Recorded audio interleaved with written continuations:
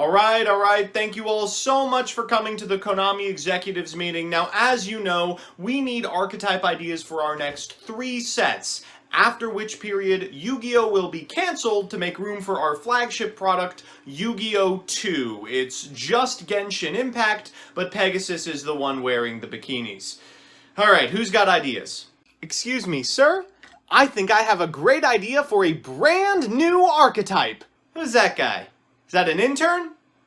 Ugh, have him killed. Yes, sir. Listen, let's get down to brass tacks. Have we milked dry the teat of Yugi Moto and Seto Kaiba yet? Unfortunately, sir, we have.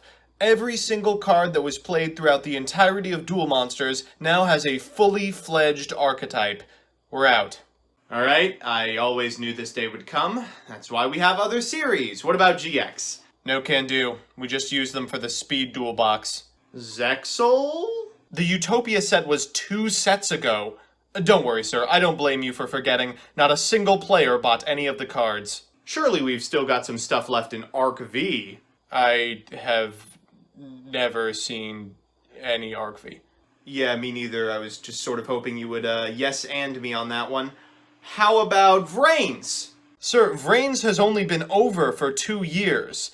Anyway, yes, we did debut the Adagnister Legacy support. Oh God. We're finally going to have to do it. Let's give the 5Ds players something pretty to look at. Good afternoon, Jank enthusiasts. I'm MBT, and this is 10-Minute Testing. The life of a 5Ds stan is never an easy one. You never had the back half of your anime actually dubbed, you had to endure a decade of card games on motorcycles jokes, and when they finally printed support for your extremely overrated series, the worst cards ended up being the ones you remember from your childhood. Ah well, it's probably penance for all of your horny Akiza drawings. Let's look at the new Stardust stuff. Let's rev it up! So here's the list, and wow, look at that extra deck. Looks like a Mumford & Sons concert.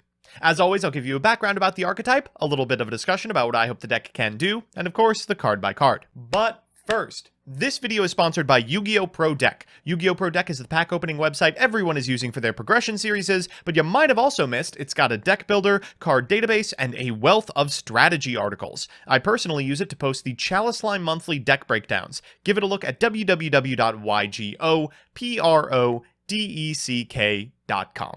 Before we do any discussion of the cards, I want to talk a little bit about the community. This deck has, in a way that I haven't experienced since, like, Plunder Patrol, an extremely devoted community dedicated to labbing and optimizing this deck. The list you see in front of you was synthesized from a series of lists and playtesting videos by 037 Wolf, who I'll link in the description, but this guy's like the Nikolai Tesla of the deck. He has spent countless hours labbing builds, testing techs, and making it as consistent as possible, and I'm happy to be the Thomas Edison who swoops in and takes all the credit. Seriously, if you're looking for more than just a quick overview of the deck and prefer in-depth discussions and test hands, his channel is where you want to be. So with that, let's screw with Stardust. Now, Stardust Dragon is one of, if not the most iconic synchro monsters of all time, and unlike the previous series mascots, Dark Magician and the Hero Fusions, it was actually good. A generic 8-star synchro with the ability to negate a removal spell was leagues ahead of anything before it, and well represented in what passed for Combo from 2009 to about 2012. Many duelists remember Stardust Dragon as the first truly powerful card they could afford to get their hands on. Unfortunately, since then, both the monster and its summoning mechanic have become completely defunct. There have been a couple of retrains with small stints of playability, but nothing to transform this piece of Yu-Gi-Oh's history from a mascot into a tiered archetype. Until now, the new retrain of Stardust, Shooting Majestic Star Dragon, is bad.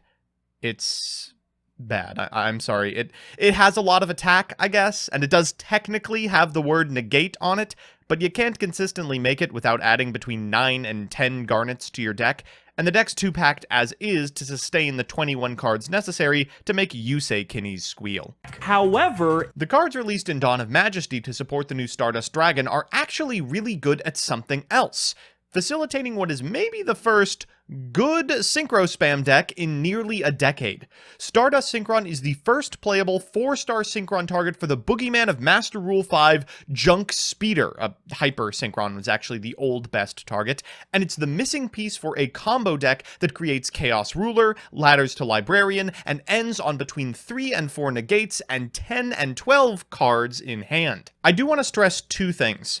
First, the list in front of you is still very much in motion. Some people play a more expansive speeder setup, including Fleur Synchron. Some people huff Copium and play a complete Majestic combo line, including Satellite Synchron, Stardust Xiaolong, Arrive in Light, and Omni Dragon Brotar. Others feel that the deck lacks extenders and play Boost Warrior and Jester Confit, and still others play for Chaos Ruler setups like Psyreflector, Assault Beast, and Assault Mode Activate. Second, one of the biggest strengths of this deck, which you will not see represented in this video, is that it draws a shitload of cards. That means in games 2 and 3, you can safely board into cards like Solemn Strike or Solemn Judgment when you are sure that you're going first. You're also much more likely to see your sideboard cards, so make sure you're putting a lot of thought into what is in your board. So with that, let's get into the card by card. Now first up, we're playing a series of monsters that I know I'm going to mispronounce: a Skater, Dawnwalker, and Fire Ant, a Skater. Now I know what you're thinking, Joseph, you know that any hand that can make Junk Speeder can also make Chaos Ruler, right? Why are you playing more cards to make Chaos Ruler first? And the answer to that question is simple. Sometimes I want to make Chaos Ruler first. Oftentimes you are missing a critical combo piece to actually make Junk Speeder, or, more importantly, you're missing a Doppel Warrior. This card enables the card that finds both of those cards. Setting up the graveyard is a nice little bonus. I like a Skater over other 8-star Synchro material monsters because it does not commit to your normal summon, allows you to discard a card, and can be used at any point in the turn, regardless of what your field looks like, which means that even if you find it off of draws, you can go into a nice 8 at the end of everything. Next up is Stardust Synchron. This card is crazy. It's your 4/4 Junk Speeder, but it's so much more than that. You discard cards through a Skater and Junk Converter over the course of your combo. This is a great one to have in the graveyard. After that is Stardust Trail. Unfortunately, our Garnet off of our Stardust spell. Next up is Cyberse Synchron. This is a 1-star off of Junk Speeder and a very strong card. It protects the monster in your extra monster zone, and a lot of the time that's Hot Red Dragon Archfiend Abyss, but in some matchups, it's Herald. You want to deny your opponents access to their graveyard occasionally, and routinely the decks that lose to Herald on field get out of the Herald lock with the battle phase. This means they have to summon 2 monsters in order to out it in the battle phase, which is very difficult for these decks. Next up is Junk Synchron. Some people are cutting this card to 2. I don't understand why. This card's fantastic at any stage of the game. You want to find him in the opener. You want to find him drawing off the top of your deck turns 2 and 3. You want to be able to summon him from the deck at any point using your spells. After that is Junk Converter. We got this instead of Alka Vibrax when the tins came out, and it's pretty pushed. Discard this card in a tuner to add a Synchron monster from your deck to your hand, and if it's sent to the graveyard as Synchro material, target a tuner, special summon it in defense position. Obviously crazy as more material, but also a great way to chain block your speeder to play around Ash. Doppel Warrior. This card's really good. Very necessary. Of course, you run out of non-tuners very quickly without it, because Junk Speeder only summons tuners. Let me read you the effect. If this card is sent to the graveyard as Synchro material, you can special summon 2 Doppel tokens in attack position. When a monster is special summoned from your graveyard, you can special summon this monster from your hand. This card misses timing all the time, and it interacts with this deck specifically in very frustrating ways. Stuff like Stardust Synchron has to be used in a very specific chain involving Stardust Trail, using Trail as the end goal, so you can go then into Doppel Warrior. Keeping an eye on Doppel Warrior and when it can and cannot resolve is one of the most important things you can do when learning this deck, and it is so frustrating to try and learn. Next up is 3 copies of this card, Caligo Claw Crow. This is almost Doppel Warrior. It's an extender you can find by just drawing through Hyper Librarian combos, but it also is just a non-tuner that you can special for free. I like this card a lot. I know some individuals have cut it to 2, 1, or even 0 copies. I still find it very powerful. After that is Synchron Carrier. You have some searchers for Synchrons, and sometimes you already have your junk. This is a great one. It allows you to normal summon an extra Synchron monster, and if another Synchron monster is sent to the graveyard as material for the Synchro summon of a warrior or machine Synchro monster, you can special a token. More non-tuner material after a speeder resolves.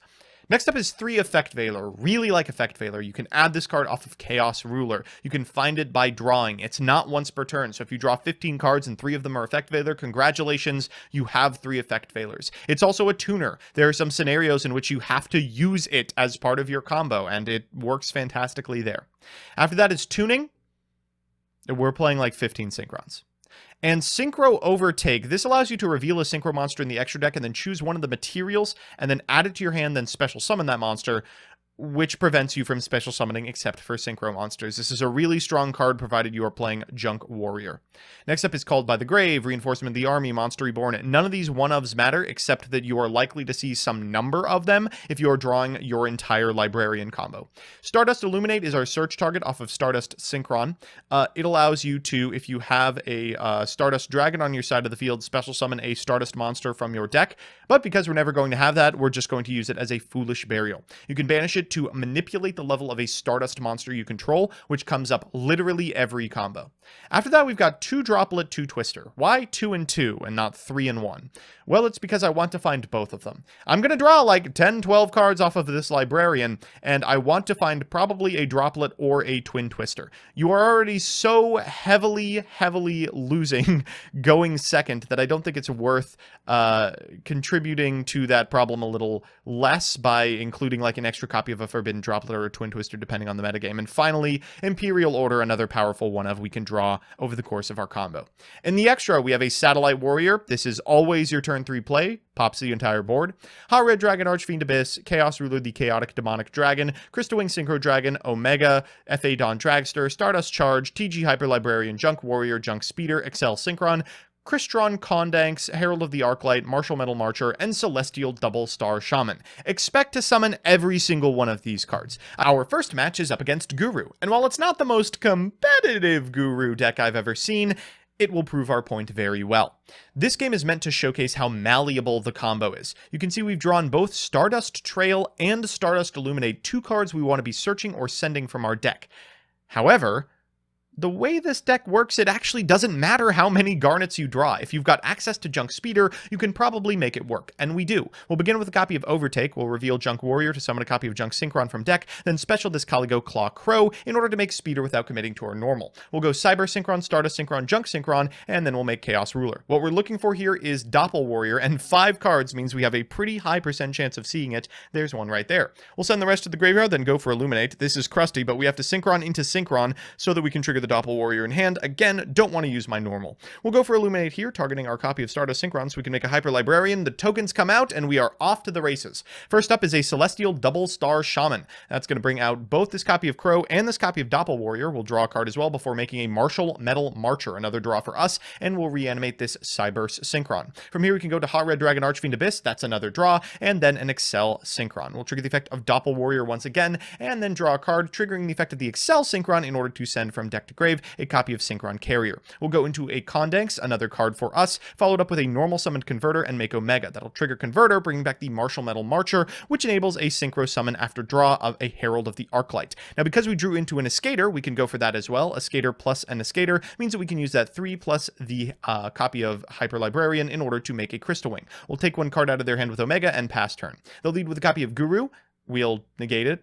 They'll book, and it does not work that way, unfortunately. Afterwards, we're going to Book of Moon our copy of Hot Red Dragon Archfiend Abyss, but not a big deal. I'm completely fine with that, and then they'll pass turn.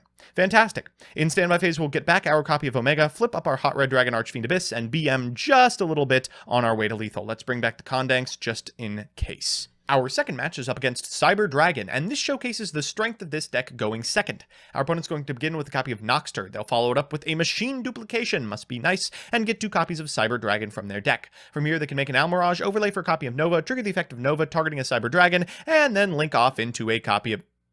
Oh. Cool. Alright, looks like we're going to have to contend with Dragoon, Infinity, and 2 back row. Let's see if we can do it. 6th card, Effect Veiler, might actually come in handy, because when we go for the Overtake, they're going to chain Dragoon, allowing us to Forbidden Droplet, sending the Overtake and the Veiler to get a Junk Synchron from our deck, which they infinite impermanence.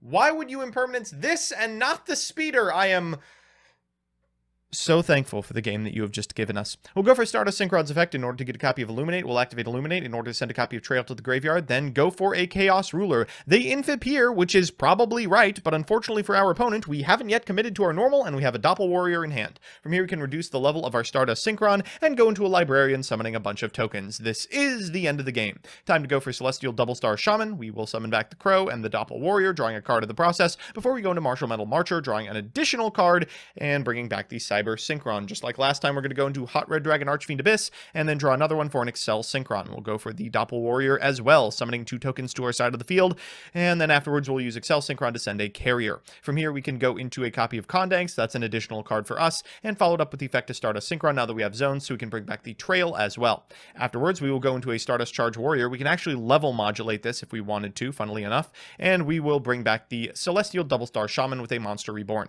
Finally, we will go into Satellite Warrior, which eats the entire board. It eats the entire board. We'll go into an FA Dawn Dragster, trigger the effect of the Chaotic Ruler in the graveyard, and go to the battle phase. We will attack, and we could even make an Omega in main phase 2 if we weren't about to win the game right here. So it's time for game 3, and you know what that means, a best of 3 versus meta. Our opponent's playing Drytron, and both of our hands are a little crusty. Mine is very Chaotic Ruler dependent. If we find good cards off of that card, we are probably winning. If not, we are probably losing. Our opponent has no Drytrons, and you really need 2 to get the ball rolling, so let's see what happens. We'll begin with a copy of the Skater. They will Orange Light, and well, that was a fun turn. I guess we'll set double Forbidden Droplet and hope for the best. We'll pass back to our opponent, who will lead with a copy of Diviner. They're going to Diviner here in order to send a copy of Herald of the Arclight, adding a Meteonis to hand. They'll Meteonis to go to Itaden, triggering Itaden to bring back the Meteonis, and then afterwards overlaying for a Beatrice. They're going to Beatrice in order to send a copy of Gamma, then go to the battle phase so they can go into a Zeus in main phase 2. This is very beatable. We have to find one of our really powerful cards off the top of our deck, and we do! Okay, let's go for the Synchro Overtake here. That's going to get a copy of Junk Synchron to our side of the field. We'll then normal summon a copy of Junk Converter and go into a Speeder, chain blocking it with the Converter, bringing back the Junk Synchron, and summoning to our side of the field Cybers, Stardust, Junk. We'll go for Stardust effect in order to grab Illumination from our deck, then fire off the Illumination to send a Trail to the graveyard. Next, we will make Chaotic Ruler, and that gets orange lighted. Okay, we are cut off of non-tuners. I guess we'll go for Chaos Ruler, bring him back, go into Hot Red Dragon Archfiend Abyss, and get over the Zeus. We need them to fade 1 draw step, but any Drytron does it. And that's a Drytron. They'll go for Alpha. Alpha's going to resolve, getting them a copy of Ben 10. Then they'll go for Delta, summoning the Delta and triggering the effect of the Ben 10 after resolving the Delta effect. They will Meteonis in order to go into Natasha, still on Natasha, I suppose, and then add the Meteonis back, Natasha Inc. to gain some life points before making a copy of Masquerena, triggering the Natasha to take our copy of Archfiend Abyss. I guess we'll chain, targeting the Masquerena. They will take our monster and then gain a ton of life points. Next, they'll go to Nightmare Unicorn to shuffle one of our remaining 2 monsters, and hell, there's no once per turn on this card. Of course not. They'll take our last monster as well. That's going to make an access code talker for 3, and a Herald and Abyss will be enough. So it's time for game 2, and what the fuck is this hand? A Skater, Illumination, Cybers, Synchron. 3 Garnets. You know, hilariously, I think we can still make this work. We're going to begin with a copy of Illumination. That's going to send a Stardust Synchron to the graveyard. Next, we'll normal summon a copy of a Skater and activate Stardust Synchron in order to send it to the graveyard, triggering the Doppel Warrior in hand. We'll use Illumination to modulate this Stardust to a 3 so we can make Speeder chain blocked by Doppel Warrior. This is going to allow us to get 2 tokens to our side of the field, and unfortunately only 2 tuners. We kind of have to put our faith in the heart of the cards here. We're going for Hyper Librarian and Chaotic Ruler. We'll trigger Hyper Librarian and Chaotic Ruler. Come on, any extender! Yeah, okay, we'll go for Effect Veiler Pass. Trail the draw off of TG Hyper Librarian. We had so many live ones, and that was not one of them. Unfortunately, our opponent has everything, but we do have 2 pieces of interaction and protection for our Chaotic Ruler, maybe. They'll go for Zeta, then they will go for Ben 10. That's going to get them a Diviner. They'll normal the Diviner, activate the Diviner. We will Effect Veiler here, unfortunately, and then afterwards they'll make a Fafnir. They'll go for Fafnir and send a copy of Gamma before firing off Meteonis. We'll Forbidden Droplet here, but I didn't expect them to still have another copy of a Drytron in hand. They'll go for Delta, they'll go for Ben 10, and they'll go for Gamma. This is going to be the end of the game one way or another. They'll activate Meteonis in order to bring back the Itaden, then trigger the Itaden, getting the Meteonis back. They will make a Nightmare Unicorn, shuffle our protected monster, and no reason to drag this one out. So we're back with the deck, and boy, that Drytron match was rough. This deck plays fine through hand traps, but not particularly fine through hand traps that negate and destroy. Let's do the pros and cons. First, the pros. 1. Junk Speeder is one of the strongest cards ever printed. It's basically a one-card ticket to the end of your combo, and it is trivially easy to make. 2. This is one of the few combo decks that gets better after sideboarding, because Librarian combos mean you're more likely than your opponent to see your side cards. And 3. It's fun. I mean, there's something just beautiful about using Synchros to win in the year of our Lord 2021. And the cons. 1. It is so hard to play. You can rely on benchmarks. I mean, you want to make Ruler, you want to make Speeder, but outside of that, you're doing combos almost completely on intuition, the contents of your hand, extenders still in deck, and matchup knowledge. There's no normal summon A-lister here. 2. While the deck plays very well through hand traps, it falters against targeted effect negation.